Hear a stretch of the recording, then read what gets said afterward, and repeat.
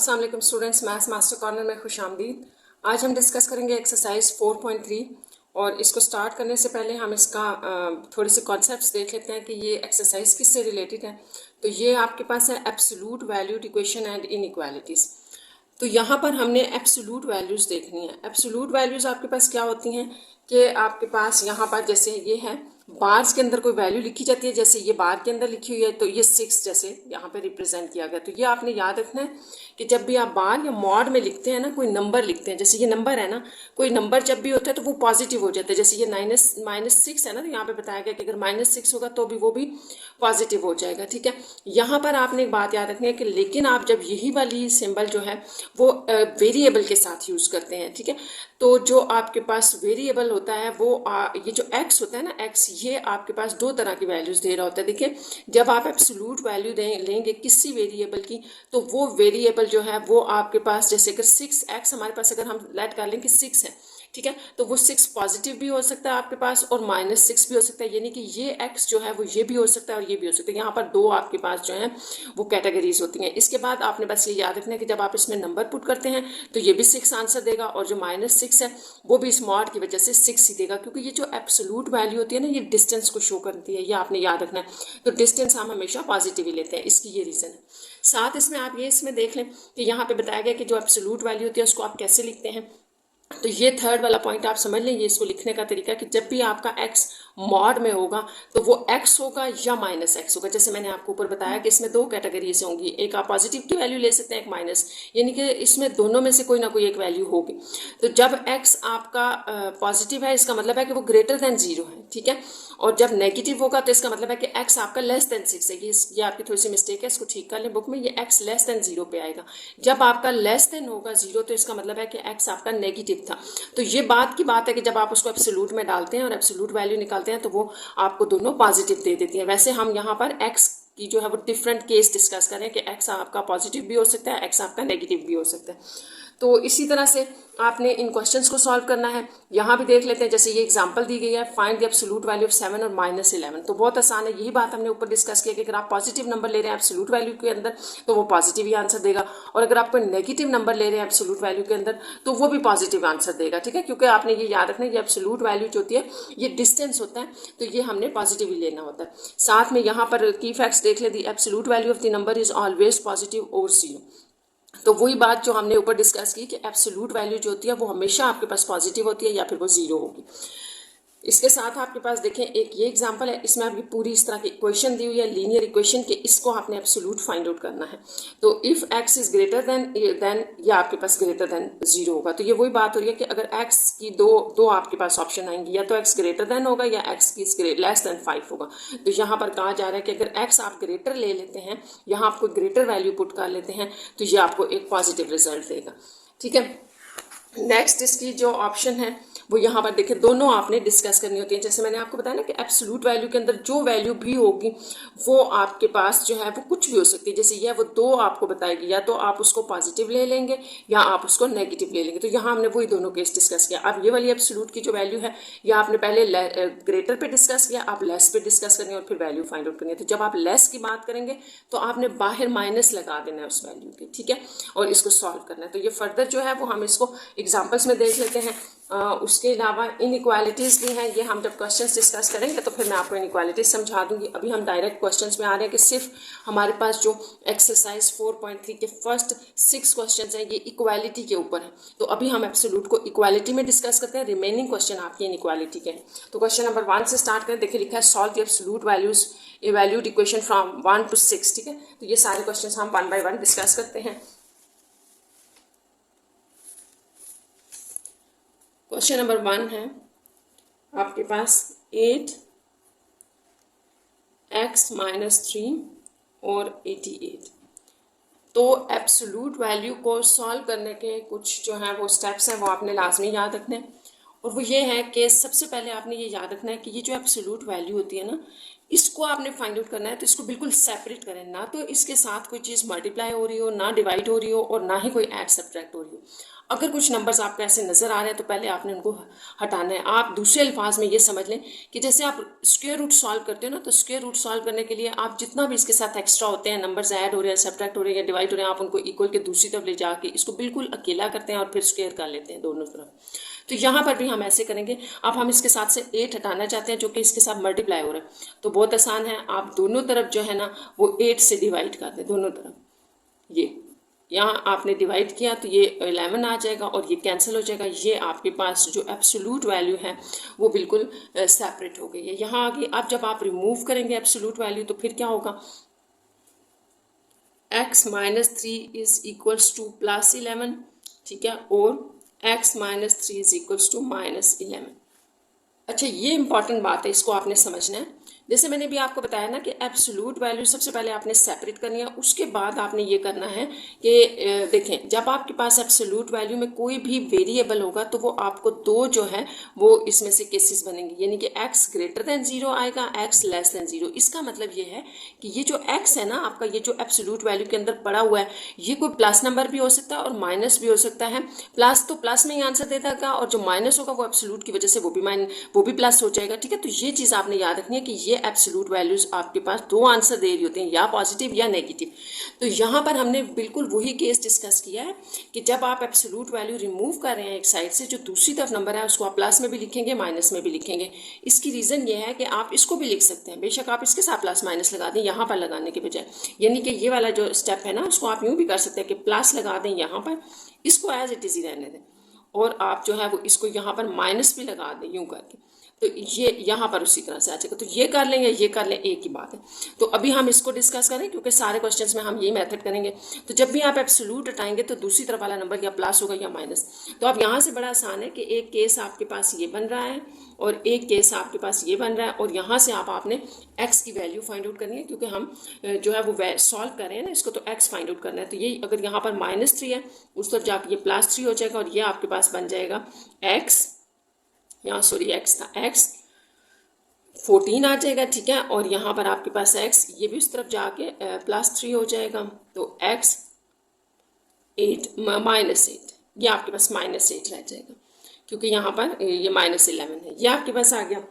अच्छा, अब आपने एक और चीज़ चेक करनी है और वो ये है कि अगर मैं इसको सोल्यूशन सेट में लगाऊं तो मुझे चेक करना पड़ेगा कि क्या दोनों सोल्यूशन सेट के आंसर हैं, सोल्यूशन सेट में दोनों आ रहे हैं कि नहीं। तो आपने एक और स्टेप यहाँ पे करना है और वो होगा चेक, ठीक है। चेकिंग आपने ज़रूर करनी है। आप चेकिंग कैसे करते हैं ये याद रखना है, आपने अपने क्वेश्चन को ही लेना है, ये जो क्वेश्चन है ना उसको एज इट इज़ ले लेना है। ये इसमें आपने पुट करना है x को 14, पहले x को 14 चेक करें, यहाँ पर 14 डाल दें, 14 - 3।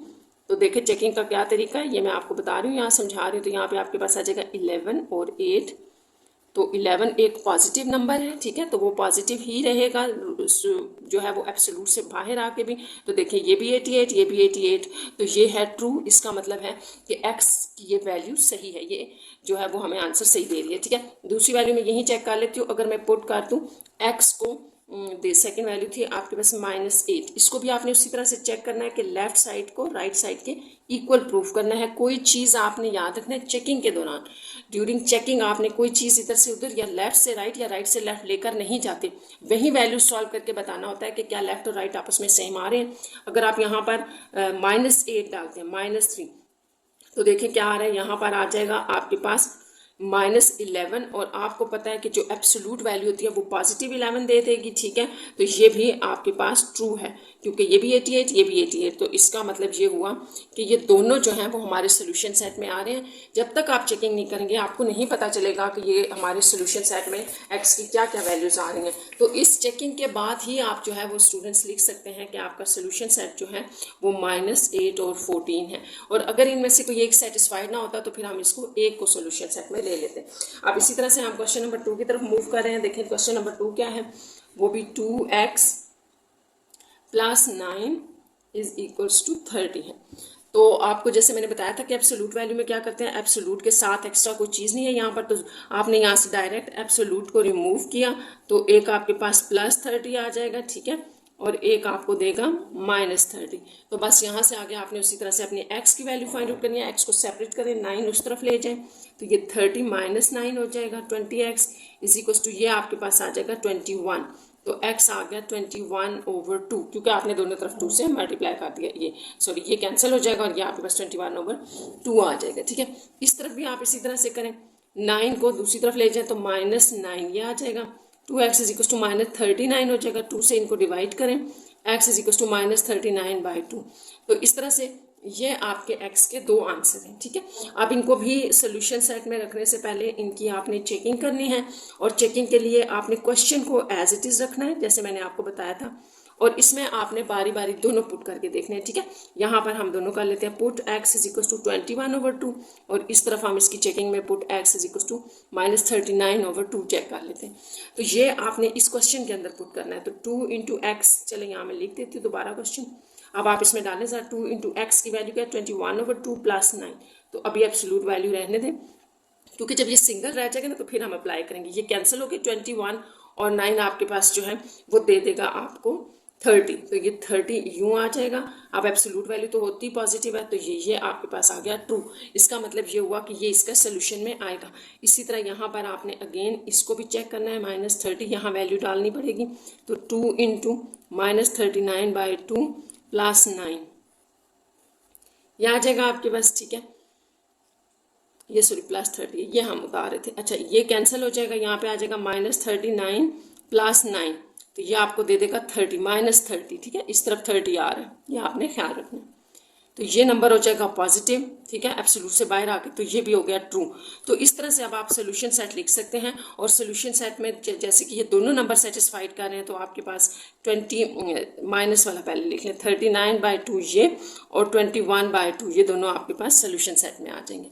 तो ये ज़रूरी है, मैं आपको बार बार बता रही हूँ, आपने इनको चेक करना है पहले, फिर आप इनका जो है वो सोल्यूशन लिख सकते हैं। क्वेश्चन नंबर 3 की तरफ आ जाएं। 3 भी हमारे पास यही एब्सोल्यूट वैल्यूज़ हैं और इक्वालिटी में है, और ये है x -3 इज इक्वल्स टू -26।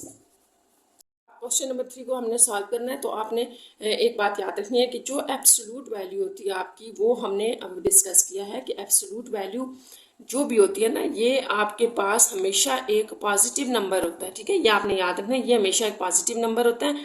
और जो हम केस डिस्कस करते हैं ना, वो इसके अंदर पड़े हुए एक नंबर के डिस्कस करते हैं। ये जो वेरिएबल होता है उसके बारे में हम कह रहे होते हैं कि वो +6 भी हो सकता है और -6 भी हो सकता है। ठीक है, लेकिन उसका जो रिजल्ट होगा, जो आंसर होगा, वो हमेशा पॉजिटिव होगा। वो खुद जो है वो प्लस भी हो सकता है, माइनस भी हो सकता है। तो फिर इसलिए यहाँ पर जो हमारे पास चीज़ आ रही है वो ये है कि आपको ये कहा जा रहा है कि जो एक एब्सोल्यूट वैल्यू है वो नेगेटिव आ जाए, तो ये तो पॉसिबल नहीं है according to the absolute value principle. ठीक है, क्योंकि हमने वहाँ पे ये पढ़ा था कि आपके पास जो एब्सोल्यूट वैल्यू होती है वो हमेशा आपको नेगेटिव हो या पॉजिटिव हो, वो आपको आंसर हमेशा किस में देगी, वो आपको हमेशा पॉजिटिव आंसर देगी। तो आपने इसमें बिल्कुल कंफ्यूज नहीं होना कि देखिए हमारे पास जितने भी क्वेश्चन थे ना पीछे, जैसे अभी हमने किए हैं, जैसे फर्स्ट करेंगे आप +11 हो, तो हम अगर इसको +11 और इसको ऐसे करके -11 लिखते हैं ना, तो ये आपने याद रखना है कि ये एब्सोल्यूट रिमूव करके आ रहा होता है कि हमने इसको हटाया, तो हमने कहा ये नंबर पॉजिटिव भी हो सकता है, ये नेगेटिव भी हो सकता है।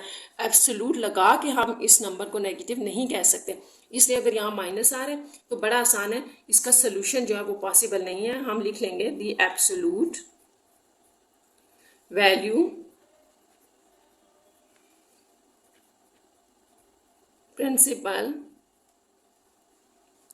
यहाँ आप लिख लें by absolute value principle, the absolute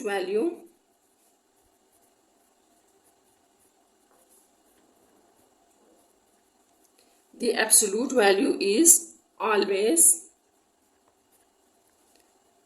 non negative. ठीक है, या आप कह सकते हैं पॉजिटिव, जो मर्जी कह लें, नॉन नेगेटिव और पॉजिटिव का एक ही मतलब है, नॉन नेगेटिव और पॉजिटिव। ठीक है, दैट्स वाई द इक्वेशन, जो आपको इक्वेशन दी गई है x -3 is equal to -26 is equal to -26 has no solution.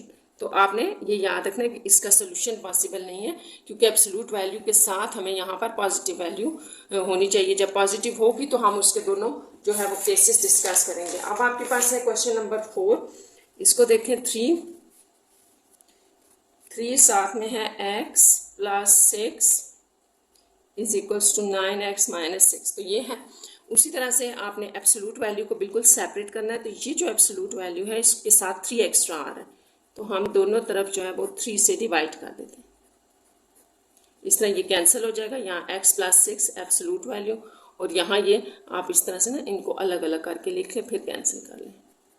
तो ये आपके पास बन जाएगा 3x माइनस 2 और x प्लस 6। अब हम इसके केसेस डिस्कस कर लेते हैं कि जब हम एब्सोल्यूट रिमूव करेंगे तो ये वैल्यू आपके पास प्लस में आ जाएगी, ठीक है, और इसी को आप नेगेटिव भी ले सकते हैं। अब यहाँ से आपने x की वैल्यू फाइंड आउट करनी है, तो इस x को यहाँ पर जो 3x है इसको इधर ले आए -3x, ये 6 उधर ले जाए -6 -2, तो ये -2x इज इक्वल टू -8 हो जाएगा। यहाँ से minus minus cancel, divided by 2 जो है वो gives x is equal to 4। तो ये आपके पास एक वैल्यू x की आ गई। यहाँ पर भी ऐसे ही कर लें, x प्लस 6, ये पहले माइनस अंदर अप्लाई होगा, देखिए यहाँ प्लस था ना तो साइन के ऊपर कोई फर्क नहीं पड़ा, लेकिन ये चेंज करेगा साइन, यूँ प्लस है ना, यहाँ plus minus minus minus minus plus. आप ये प्लस 3 स्टफ ले आए तो x प्लस 3x हो जाएगा, और ये -6 प्लस 2, तो ये 4x इज इक्वल टू -4। यहाँ डिवाइडेड बाय 4 करने से x इज इक्वल टू -1 आ रहा है। तो एक ये है आपके पास।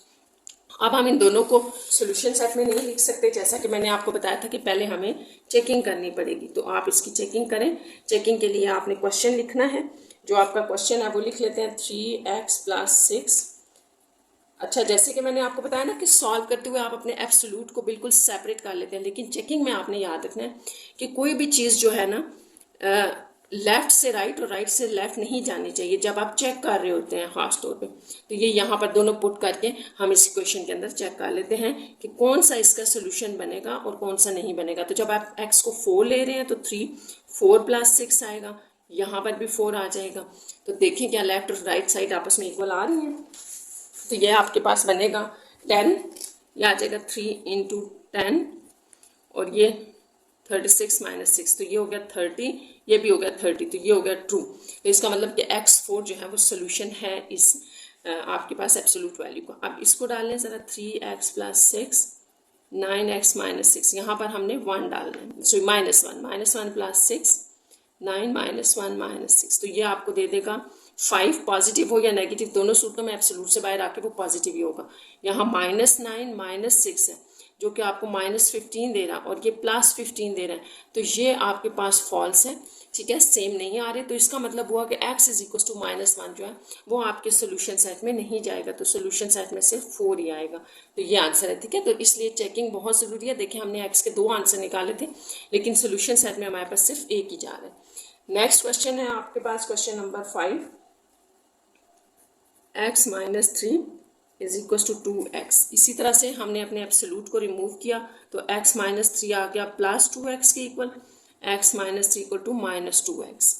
अच्छा, अब यहाँ से आपने x सेपरेट करना है, तो इसको इधर ले आए x माइनस 2x, और ये उस तरफ जाएगा तो +2। यहाँ से -x इज इक्वल टू +2 आ रहा है, या आप कह लें x इज इक्वल टू -2, दोनों तरफ माइनस से मल्टीप्लाई किया है बस, और कुछ नहीं है, ठीक है। तो माइनस इधर आ गया। नेक्स्ट यहाँ पर आपके पास x प्लस 2x हो जाएगा, क्योंकि ये इस तरफ आ गया था equal to 3। 3x is equal to 3x gives, ठीक है, ये आप इसको डिवाइड कर लें तो 1। अब आपके पास जो है वो 2 आंसर आ गए x के, x इज इक्वल टू -2 और x इज इक्वल टू 1। तो इन दोनों को भी हम चेक करेंगे, और चेकिंग में आपने उसी तरह से क्वेश्चन के अंदर इनको डालना है। क्वेश्चन था आपका x minus 3 is equal to +2x। तो इसके अंदर आपने दोनों x की वैल्यूज 1 बाय 1 डालनी है, ठीक है।